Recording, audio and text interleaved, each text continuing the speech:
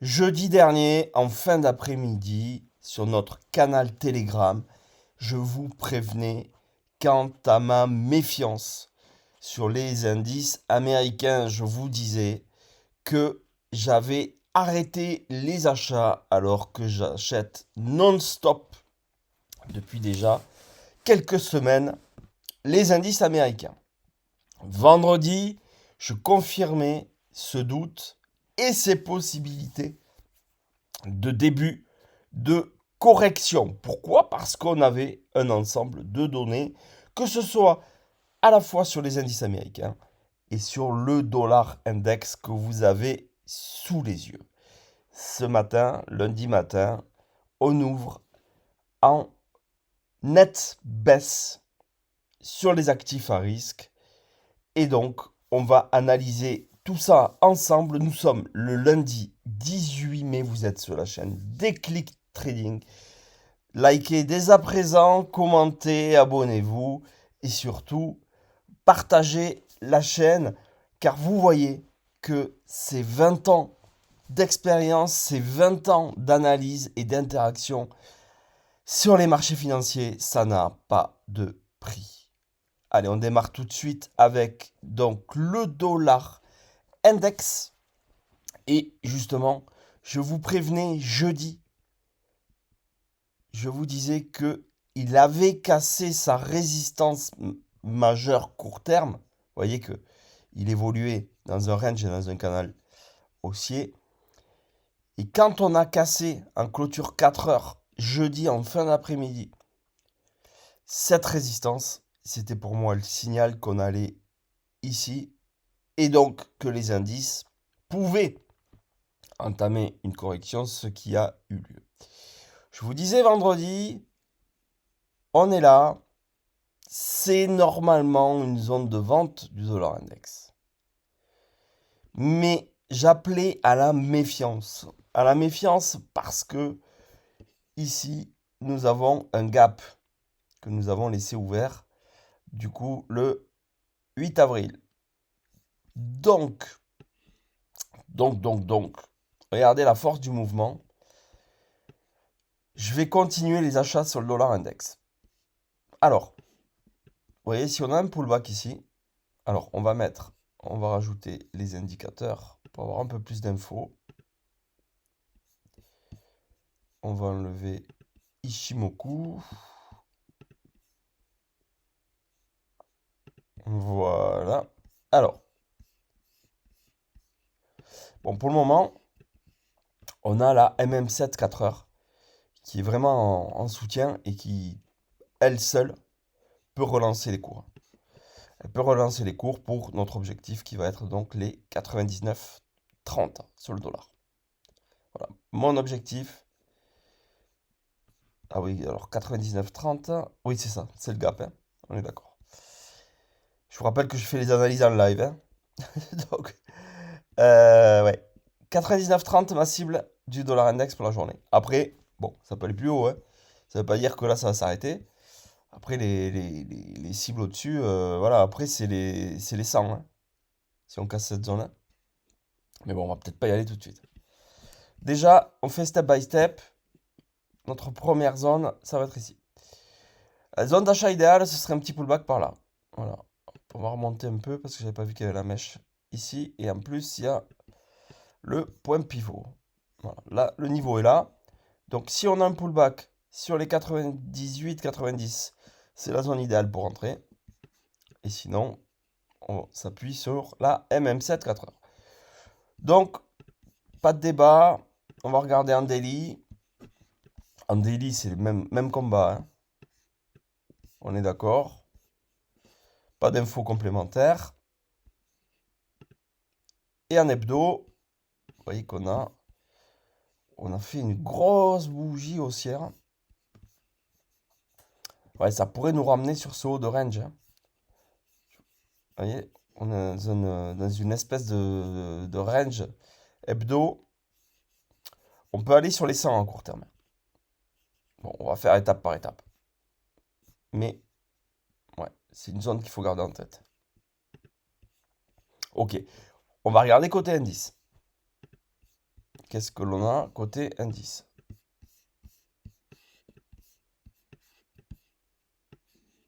En weekly.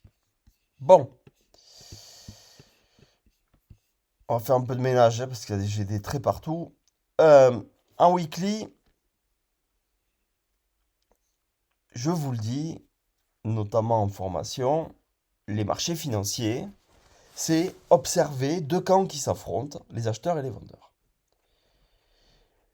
Et peu importe le nom des bougies, peu importe. Là, tout trader doit voir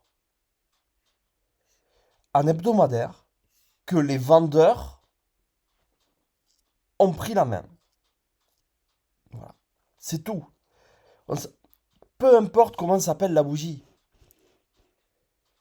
Mais vous voyez bien que en hebdomadaire, on est monté jusqu'au 7540 sur le S&P 500 et qu'on a clôturé au 7417. Et que dessous, on n'a pas de force acheteuse particulière. On a une toute petite bougie. Donc on avait ouvert quasiment sur ce niveau. On a été chercher ce niveau-là. Et regardez la mèche. Les vendeurs sont là. Voilà ce qu'ils nous montrent en hebdomadaire. La tendance est toujours très haussière. Mais les vendeurs nous montrent leur présence. C'est tout ce qu'il faut voir. Et tout trader doit voir ça un coup d'œil. Si vous devez prendre un livre pour voir ça, vous n'en sortirez pas. La mèche, c'est une mèche relativement conséquente. Ça ne veut pas dire qu'on ne va pas y retourner. Mais ça veut dire que là, enfin, je dis bien enfin, on a la présence de quelques vendeurs. Donc, c'est quoi mon prochain niveau de soutien en hebdo? Eh bien, quand on réintègre des bandes de Bollinger comme ça, si on devait avoir une continuation de la correction, j'irai chercher la MM7 hebdomadaire vers les 7250. Voilà mon gros niveau de soutien. En haut, qu'est-ce que je vais regarder? En fait, tant que la bougie est rouge, on va viser des ventes. Si on dépasse l'open, on peut refaire un haut par ici. Peut-être pas aussi haut que le précédent, vous voyez. Aller chercher la bande de Bollinger vers ce niveau-là. Et là, par contre, je revendrai.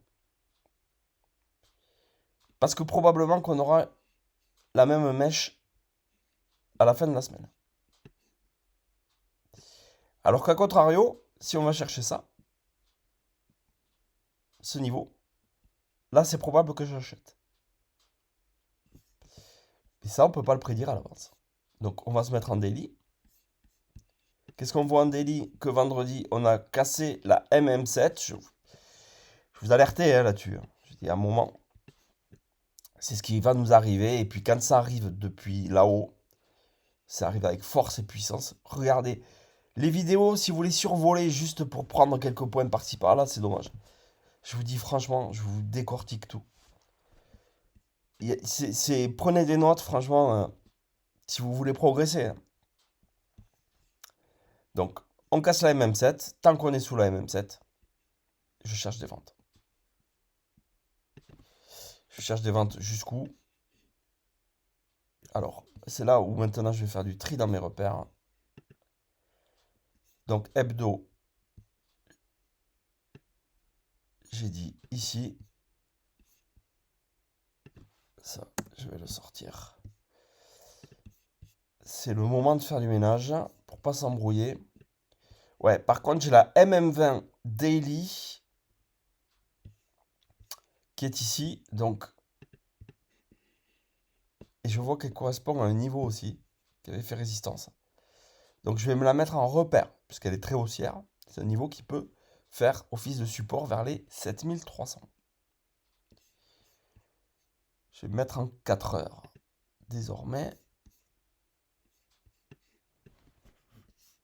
Ok. Donc ça ne me sert à rien. Ça, on va le mettre sur le plus haut maintenant, qui est ici. Ça ne me sert à rien, mais je vais me mettre en repère. Parfait. La MM7 Daily, je l'ai en repère. C'est-à-dire que tant qu'on est là-dessous, je vais continuer des ventes. J'ai vraiment mon cadrage, en fait. Il peut se passer n'importe quoi. Je sais quoi faire. Et on peut avoir un petit rebond. Mais en tout cas, moi, je vais chercher des ventes maintenant. Pour aller chercher au moins la MM20. Bon, après, vous voyez qu'on a des niveaux intermédiaires de support. Enfin, ça aussi, c'est des trucs que vous devez voir à l'œil. Hein.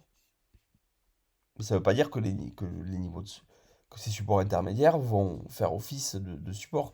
Il faut se concentrer sur les supports majeurs. Tout dépend après si vous faites du scalp ou du trading un peu plus long. Allez, OK pour le S&P, Nasdaq.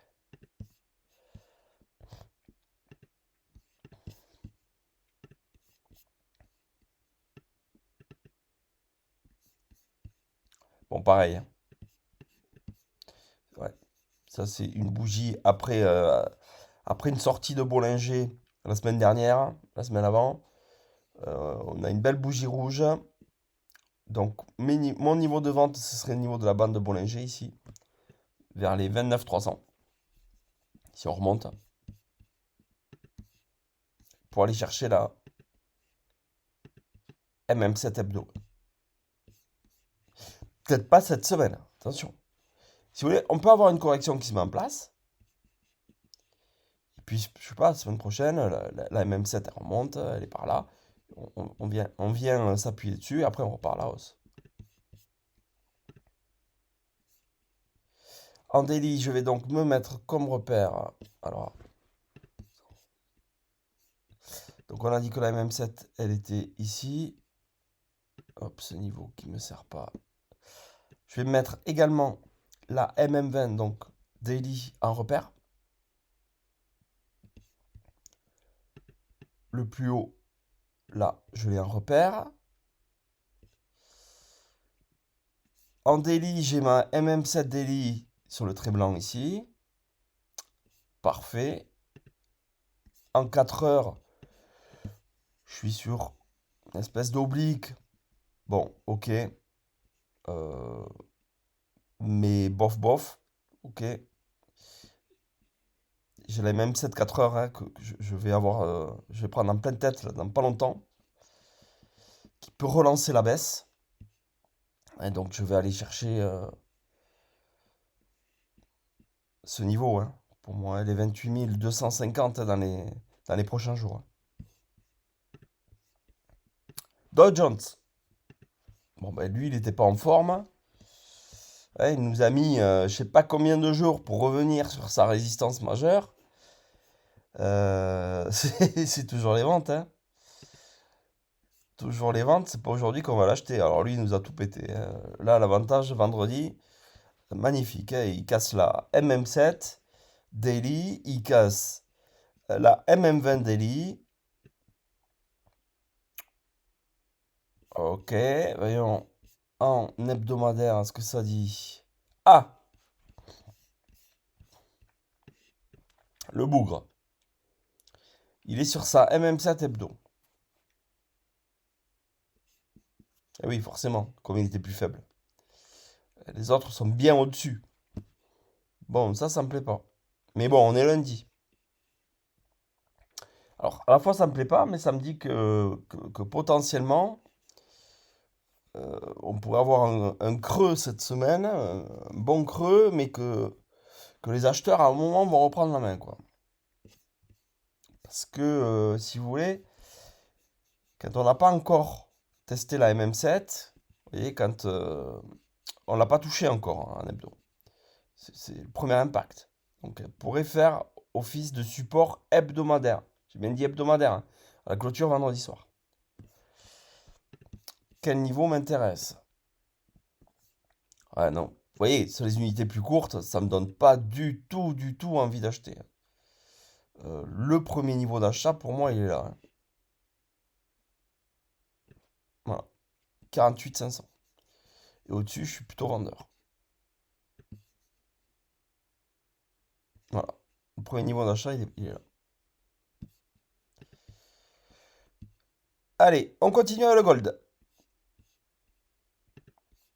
Ah ah, l'ami gold. Bah oui, forcément. Dans ce contexte, le gold repart à la baisse. Et ce matin, il a été nous tester déjà son niveau majeur des 4500 points. Alors, plutôt évidemment vendeur court terme sur le gold, c'est logique, hein, ça va dans le sens des actifs risqués. C'est un gros niveau, vous le voyez, qui a été travaillé vendredi et qui a été travaillé ce matin. Sur les unités plus courtes, on va regarder, mais on va plutôt chercher des ventes. Tant que ce niveau tient, c'est le niveau d'achat. On va même mettre, vous voyez, la mèche de ce matin. Mais attention à la cassure, quoi. Et si cassure, on va aller chercher les 4350, voire la MM200. La MM200 Daily. Voilà. Ça paraît. Si on a une aggravation, hein, de la correction sur les actifs à risque, c'est ce qui est probable qu'il se passe. Là, on aurait un beau niveau d'achat. Là, mais là, gros niveau d'achat à long terme. Si ça arrive, hein. Étape par étape. Mais du coup, je vous disais, on va regarder sur les unités plus courtes. Ouais, bon, voilà. On a la MM7 4 heures. Tant qu'on n'a pas dépassé la MM7 4 heures, qui est très baissière, des ventes, hein. Des ventes pour aller chercher ce niveau. Et on observe sur ce niveau, soit on repart et on casse la MM7 4 heures à la hausse. Ok, on va aller chercher des niveaux supérieurs. Soit ça continue et on vise les 4350. Le côté pétrole, allez, je vous le montre vite fait, mais pétrole, en fait, ça commence à chauffer, en fait, hein. C'est ce que je vous disais aussi vendredi. Le pétrole est haut, il reste haut. Je suis pas sûr qu'il reste haut très longtemps, mais pour le moment, il est haut, il est très haut, et c'est plutôt haussier, le pétrole. Donc, on entre dans des zones rouges, hein. Mais voilà, je suis pas convaincu que ça dure. Donc, surveillez le pétrole.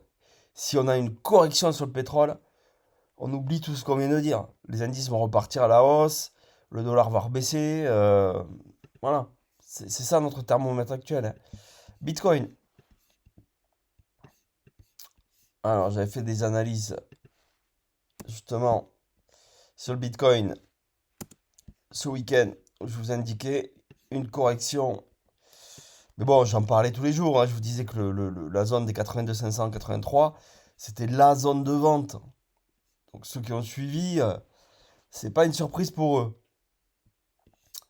Est-ce que le Bitcoin est vendeur pour autant? Pour le moment, c'est qu'une petite correction. Et je vous disais sur mes analyses du week-end que je visais la MM50 daily. Voilà, 75 à 500. Ça reste ma target. Voilà. Arriver là-dessus, attention, c'est peut-être une zone où on peut rebondir. Et c'est peut-être une zone où on va repartir à l'assaut des 79 500 et puis après des 82 500. Mais ça veut dire un scénario où on bascule en mode risk on sur les marchés financiers, ce qui n'est pas le cas ce matin. Donc on observe là-dessus et on croise les données avec le dollar index, avec les indices, etc. etc. Voilà les amis, j'espère que ces analyses vous auront plu. Je vous souhaite à toutes et tous une excellente journée de trading. Allez, salut!